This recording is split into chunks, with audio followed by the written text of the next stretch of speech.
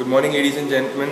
We are on the next issue of Jan Ki Baat, and we'll be tracking today is why is China stand different from what it was in Copenhagen, and we are joined by Kabir Taneja. He's a research scholar and his expertise in energy domain. Thank you so much, Kabir, for joining us. Kabir, my question is why is Chinese stand different right now when if you compare it with Copenhagen? What's the reason? Well, in Copenhagen, China and India were blamed a lot for the failure of the conference, but China took majority of the blame, and India got scot-free from at least that conference in 2009. But after that, last year, China made a bilateral deal with the United States on emission cuts, which goes up till 2030, and it basically, if you go through the deal, they have to cut emissions by at least 26 to 30%. But if you go intricately into the deal, you will see that it also gives China a lot of room away from the multilateral systems of the United Nations to keep expanding their economy, keep using coal, keep using oil, while not being subjected to a legally binding system. So that allows them, so even if they fail to reach the 30% targets, it does not cost them anything. But if they were to stay in the multilateral system right now that India is negotiating in Paris, and that becomes some kind of legally binding treaty, which it won't, they would have faced much bigger challenges. So basically what they have done is they have gone the bilateral way with the United States. So US and China are the two biggest polluters. They have cut a deal amongst themselves, which in turn has undermined the entire United Nations process, in my view, and has also undermined India's position. So now India, as you must have noticed, it finds itself alone, secluded, and an entire world's pressure is on India now. So that is a very carefully calibrated strategy, and if the whole agreement is not legally binding, then how do you ensure that the enforceability is maintained? You can't ensure it. So, see, even INDCs, which are your domestic targets, and India has said that we will do this by 2030. First there was suggestion that INDCs become legally binding, but there was a conference in Peru which was COP20, I think, which had been 21 now, in which India of course said nothing doing this, no, not going to be. We will try our level best, we'll keep our information transparent on what we are doing.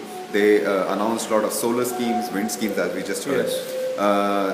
But if they fail, nothing, there's no financial repercussion to the company, because if it becomes a legally binding treaty, the financial repercussions can be very big, going into billions of dollars over years and years. So I would like to interject you there. Aren't those financial restrictions or repercussions necessary, because ultimately climate change will affect the armed jan or the common man? No, it definitely is, but you see, it's a debate between morals and ideals, right? So moralistically it's necessary, but idealistically, in this current political system that we are in, the global order, and how economics dictates politics, you cannot put 1.2 billion people in that position, out of which millions and millions are in poverty. Millions of people don't have electricity, they don't have power, they still cook food on chulas. So your primary responsibility as a government is to bring these people to prosperity. Only after that you can say, okay, fine, we are ready. Why are so many European countries ready to sign a climate deal which is binding? Because they are ultimately reached, yes. Yeah. So it's a moralistic versus idealistic thing. And my last question is that we've been encountering a lot of talks, leave apart climate change, but the other UN talks where it's very difficult to find consensus. Yeah. So does it call for reforming the United Nations governing structure as a sweeping reform, at least? If you see UNSC, you find very difficult to find an agreement. Now even in Paris they're going forward, but the agreement is, again, it is very difficult to find the middle ground. So where do you see the reform going forward? See, United Nations is a very tricky subject. It's something which I think has become a little obsolete. But reforms in the United Nations Security Council would be welcomed to signal the ground realities these days. India should be in there. There should be representation from Africa. But you have to remember, United Nations is an organization that runs on state funding. So whoever funds the organization the most gets the biggest clout. Is India ready to spend that much money in the United Nations? No. Even China does not spend that much money because they don't believe a lot in the multilateral system. So it's a hit and a miss. India is lobbying very hard to go get into it, but will it be effective or beneficiary? Maybe or maybe not. It'll be great for the ego.